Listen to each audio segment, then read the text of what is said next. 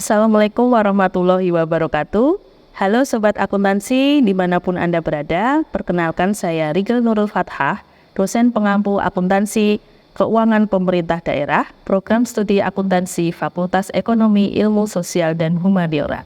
Pada kesempatan kali ini saya akan memaparkan materi tentang kerangka konseptual standar akuntansi pemerintahan berbasis akrual. Ruang lingkup kerangka konseptual antara lain ada 7. Yang pertama, tujuan kerangka konseptual. Yang kedua, lingkungan akuntansi pemerintahan. Ketiga, pengguna dan kebutuhan informasi para pengguna. Yang keempat, entitas akuntansi dan entitas pelaporan. Yang kelima, peranan dan tujuan pelaporan keuangan serta komponen laporan keuangan. Yang keenam, asumsi dasar karakteristik kualitatif, prinsip-prinsip serta kendala informasi akuntansi. Yang ketujuh, unsur laporan keuangan, pengakuan dan pengukurannya. Tujuan kerangka konseptual yaitu sebagai acuan untuk penyusun standar, penyusun laporan keuangan, pemeriksa dan para pengguna laporan. Posisi kerangka konseptual bukan merupakan standar akuntansi. Kerangka konseptual berfungsi sebagai acuan jika terdapat masalah akuntansi yang belum dinyatakan dalam standar akuntansi pemerintahan. Jika terjadi pertentangan antara kerangka konseptual dan standar akuntansi, maka ketentuan standar akuntansi diunggulkan relatif terhadap kerangka konseptual. Kemudian lingkungan akuntansi pemerintahan. Ciri utama struktur pemerintahan dan pelayanan yaitu bentuk umum pemerintahan dan pemisahan kekuasaan. Sistem pemerintahan otonomi dan transfer pendapatan antar pemerintahan, kemudian adanya pengaruh proses politik dan hubungan antara pembayar pajak dengan pelayanan pemerintahan. Ciri keuangan pemerintah yaitu anggaran sebagai pernyataan publik, target fiskal, dan sebagai alat pengendalian. Investasi aset tidak langsung menghasilkan pendapatan, dan adanya kemungkinan penggunaan akuntansi dana. Pengguna laporan keuangan adalah masyarakat, wakil rakyat, lembaga pengawas, dan lembaga pemeriksa, kemudian pihak yang memberi atau berperan dalam proses donasi, investasi dan pinjaman, dan juga pemerintah. Entitas akuntansi versus entitas pelaporan dibedakan menjadi 2 indikator. Yang pertama, definisi entitas akuntansi yaitu unit pemerintahan pengguna anggaran atau pengguna barang dan oleh karenanya wajib menyelenggarakan akuntansi dan menyusun laporan keuangan untuk digabungkan pada entitas pelaporan. Sedangkan entitas pelaporan yaitu unit pemerintahan yang terdiri dari 1 atau lebih entitas akuntansi atau entitas pelaporan yang menurut ketentuan peraturan perundang-undangan wajib menyampaikan laporan pertanggungjawaban berupa laporan keuangan. Kemudian indikator yang kedua yaitu komponen. Entitas akuntansi terdiri dari kuasa pengguna anggaran yang mempunyai dokumen anggaran tersendiri. Yang kedua, bendahara umum daerah atau BUD. Yang ketiga, kuasa pengguna anggaran di lingkungan Pemda bila mempunyai dokumen pelaksanaan anggaran yang terpisah. Kemudian komponen entitas pelaporan terdiri dari pemerintah pusat, pemerintah daerah, kementerian negara atau lembaga di lingkungan pemerintah pusat, kemudian satuan organisasi di lingkungan pusat atau daerah atau organisasi lainnya. Jika menurut peraturan perundang-undangan, satuan organisasi dimaksud wajib menyajikan laporan keuangan. Kemudian selanjutnya yaitu peranan pelaporan keuangan pemerintah. Peranan pelaporan keuangan pemerintah yang pertama yaitu akuntabilitas. Akuntabilitas adalah mempertanggungjawabkan pengelolaan dan pelaksanaan kebijakan sumber daya dalam mencapai tujuan. Yang kedua yaitu manajemen. Memudahkan fungsi perencanaan, pengelolaan, dan pengendalian atas aset, kewajiban, dan ekuitas dana pemerintah. Yang ketiga yaitu transparansi, yaitu memberikan informasi keuangan yang terbuka, jujur, menyeluruh kepada stakeholders. Yang keempat yaitu evaluasi kinerja. Evaluasi kinerja yaitu mengevaluasi kinerja entitas pelaporan, terutama dalam menggunakan sumber daya ekonomi untuk mencapai kinerja transparansi. Yang kelima yaitu keseimbangan antar generasi. Keseimbangan antar generasi memberikan informasi mengenai kecukupan penerimaan pemerintah untuk membiayai seluruh pengeluaran dan apakah generasi yang akan datang itu ikut menanggung beban pengeluaran tersebut. Selanjutnya yaitu tujuan pelaporan keuangan pemerintah. Tujuan pelaporan keuangan pemerintah itu menyajikan informasi yang bermanfaat bagi para pengguna dalam menilai akuntabilitas dan membuat keputusan ekonomi, sosial maupun politik. Komponen laporan keuangan yang ada di pemerintah daerah yaitu yang pertama itu 1. Laporan realisasi anggaran.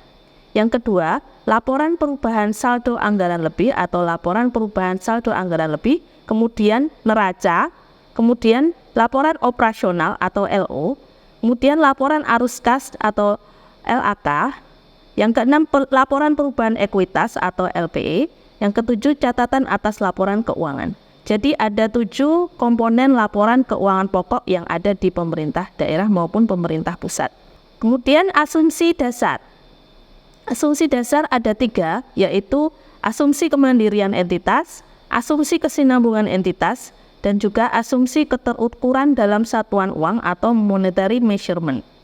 Asumsi kemandirian entitas yaitu setiap unit organisasi dianggap sebagai unit yang mandiri dan mempunyai kewajiban untuk menyajikan laporan keuangan sehingga tidak terjadi kekacauan antar unit organisasi pemerintah dalam pelaporan keuangan.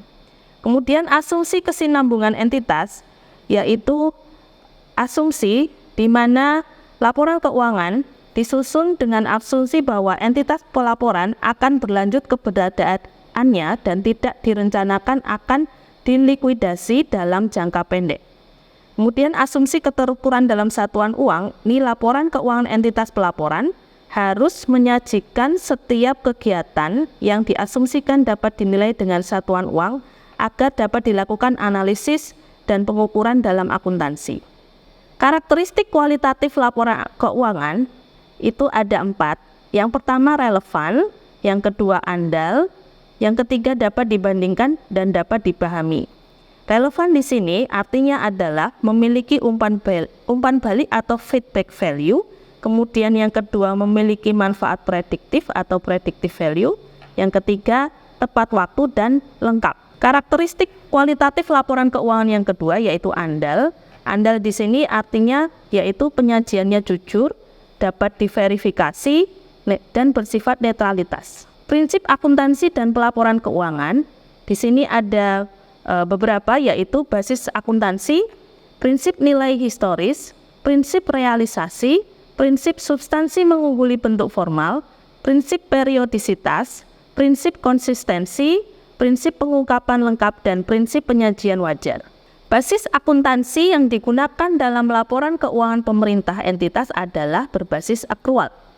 Basis akrual digunakan untuk pengakuan pendapatan, kemudian laporan operasional, beban aset, kewajiban, dan ekuitas. Dalam hal anggaran disusun dan dilaksanakan berdasarkan basis kas, maka laporan realisasi anggaran disusun berdasarkan basis kas. Prinsip nilai historis, di sini aset dicatat sebesar pengeluaran kas dan setara kas yang dibayar atau sebesar nilai wajar dari imbalan untuk memperoleh aset tersebut pada saat perolehan. Kewajiban dicatat sebesar jumlah kas dan setara kas yang diharapkan akan dibayarkan untuk memenuhi kewajiban di masa yang akan datang. Nilai historis lebih dapat diandalkan daripada penilaian yang lain karena lebih objektif dan dapat diverifikasi. Kemudian prinsip yang kedua yaitu prinsip realisasi. Pendapatan basis kas yang tersedia yang telah diotorisasikan melalui anggaran pemerintah selama 1 periode akuntansi akan digunakan untuk membayar utang dan belanja yang terjadi dalam periode tersebut. Prinsip penandingan pendapatan dan belanja tidak mendapat penekanan seperti dalam akuntansi komersial. Substansi mengungguli bentuk formal.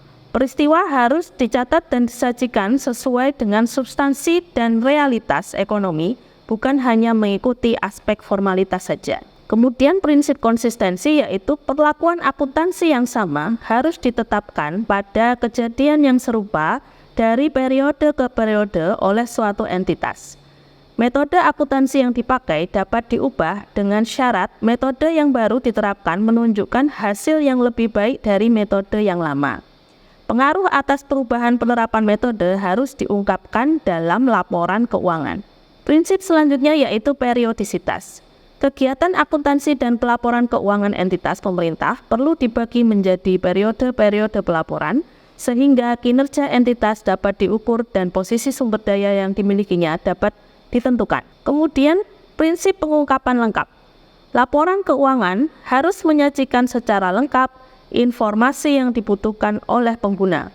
Informasi tersebut dapat ditempatkan pada lembar muka laporan keuangan atau catatan atas laporan keuangan. Kemudian prinsip penyajian wajar, ini dalam penyajian dengan wajar posisi keuangan, kinerja, dan perubahan posisi keuangan suatu entitas, diperlukan pertimbangan sehat yang mengandung unsur-unsur kehati-hatian pada saat melakukan perakiraan dalam kondisi ketidakpastian, sehingga aset atau pendapatan tidak dinyatakan terlalu tinggi dan kewajiban tidak dinyatakan terlalu rendah.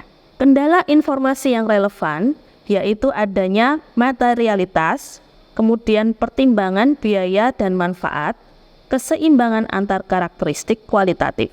Selanjutnya akan saya jelaskan terkait pengakuan komponen laporan keuangan, di mana yang pertama yaitu pengakuan aset. Aset diakui pada saat potensi ekonomi masa depan diperoleh dan mempunyai nilai yang dapat diukur dengan andal. Aset dalam bentuk piutang diakui ketika hak atau klaim untuk mendapatkan arus kas masuk atau manfaat ekonomi lainnya dari entitas lainnya telah atau tetap masih terpenuhi, dan nilai klaim tersebut dapat diukur atau diestimasi. Aset dalam bentuk kas yang diperoleh pemerintah, titik pengakuannya memerlukan pengaturan yang lebih rinci. Kemudian pengakuan kewajiban, kewajiban diakui pada saat dana pinjaman diterima atau pada saat kewajiban itu timbul.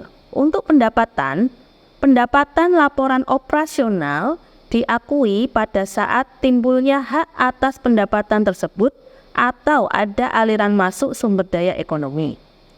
Sedangkan pendapatan laporan realisasi anggaran diakui pada saat kas diterima di rekening kas umum di negara atau kas umum daerah. Untuk pengakuan belanja dan beban itu diakui pada saat timbulnya kewajiban, terjadinya konsumsi aset, atau terjadinya penurunan manfaat ekonomi atau potensi jasa. Sedangkan pengakuan belanja diakui berdasarkan terjadinya pengeluaran dari rekening kas umum negara atau kas daerah. Untuk pengakuan unsur laporan keuangan, pengukuran adalah proses penetapan nilai mata uang untuk mengakui dan memasukkan setiap pos dalam laporan keuangan menggunakan nilai perolehan historis. Aset dicatat sebesar pengeluaran atau penggunaan sumber daya ekonomi atau sebesar nilai wajar dari imbalan yang diberikan untuk memperoleh aset tersebut. Kewajiban dicatat sebesar nilai wajar sumber daya ekonomi yang digunakan pemerintah untuk memenuhi kewajiban yang bersangkutan. Demikian materi yang saya sampaikan, semoga bermanfaat. Wassalamualaikum warahmatullahi wabarakatuh.